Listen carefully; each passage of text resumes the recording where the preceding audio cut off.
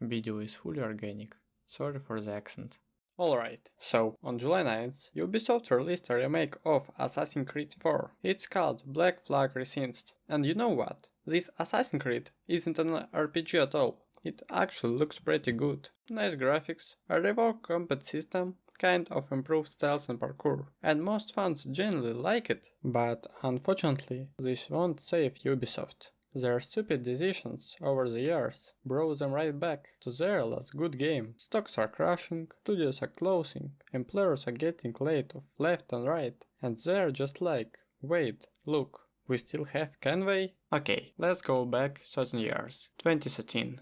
Ubisoft is at the peak. The company just took home over 160 awards at E3 2012. Assassin's Creed 3 won a bunch of Game of the Show awards, and two new brands, Watch Dogs and ZombiU, blew up on social media. The company has 35 million subscribers on Uplay, and Gameo straight up says, "We have every tool we need to outpace the industry in the coming years." Ubisoft basically invented the open world formula that the entire industry would later copy. Far Cry 3, Assassin's Creed 3, and then Black Flag, towers, clearing, outpost, map icons. And against this backdrop, Assassin's Creed 4, Black Flag comes out, 11 plus million copies sold, a compact game, a charismatic pirate, Edward Kenway, incredible naval combat, till to this day, the fan favorite entry in the franchise. So, it seems like they have everything they need to outpace the industry, but that's exactly when everything starts falling apart. Unity 2014, the first wearing scene. Characters clip through the ground, and PC faces turn invisible, and the studio had personally apologized to players. The pipeline just keep rolling, like nothing happened. Syndicate 2015, a decent enough release, but not nearly as popular. You can already feel the assembly line effect, making the game boring and quick to burn you out. Origins 2017, okay, they figure it, stealth and a compact game aren't impressive anymore. So they rebuilt it as an RPG, and this is the point where, according to Alex Hutchinson himself, creative director on Assassin's Creed 3 and Far Cry 4, Ubisoft became very allergic to new ideas and buried project for years. Instead of taking risk, instead of their own path, they choose to copy someone else's RPG formula at a higher price tag. This is the exact moment Assassin's Creed slowly stopped being a game about assassins and turned into some confused RPG. Odyssey 2018,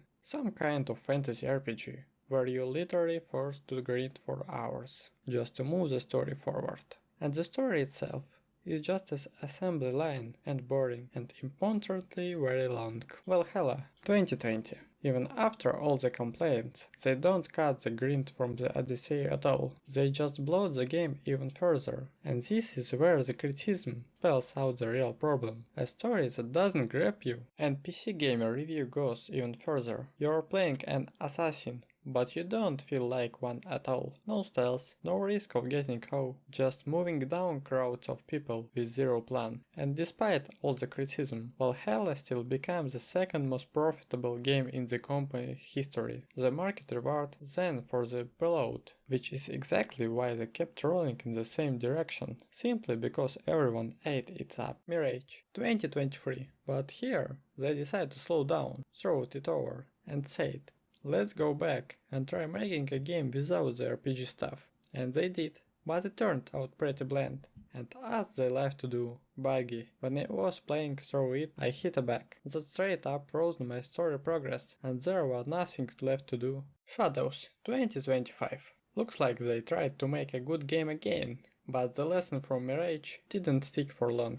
Just 2 years later, they're right back to the giant RPG formula they themselves admitted was a problem, just with a different setting. A game that started out as a story about stealthing assassin had, by 2025, turned into another big open world fantasy adventure. So here's what all this back and forth actually got them. Let's start with that one hole in the budget everyone forgot about, Skull and Bones, Ubisoft pirate action game whose naval combat grew straight out of Black Flag. The idea started turning into a standalone game back in 2013, then got reworked into an MMO, then changed format again, and got delayed around 6 times, until it finally came out in 2024. Rumor has it, officially unconfirmed, they spent somewhere between $650 and $850 million on it. For comparison, that's more than the entire budget of Cyberpunk, which was $498 million. That's almost 4 times what Horizon Forbidden West cost, $212 million. Guillemot himself once called it a quadruple AA game. Now, here's the thing. Shadows actually sold great, top of the charts in Europe, hundreds of millions of hours played. The company should be fine, right? Wrong. Stocks dropped 93% since 2018. The company is worth 15 times less than it used to be. A record loss of the year, 1.3 to 1.4 billion euros. Revenue down almost 22%. Staff got cut from a peak of 20,700 people in 2022 down to around 60,600. 6 round of layoffs in under a year. And here, what especially telling, they shut down Red Storm, the studio that literally created the original Rainbow Six back in the 90s. Same exact phrasing as every other time, optimizing priorities. So, here's the real question. What did this happen? The success of the first Assassin's Creed games and the first Far Cry games brought a flood of outside investment into the company. And investment isn't about creative risk, it's about predictability. That's exactly why. Starting around 2012-2015, the company started sliding downhill fast. Alex Hutchinson himself confirmed this. He directly links it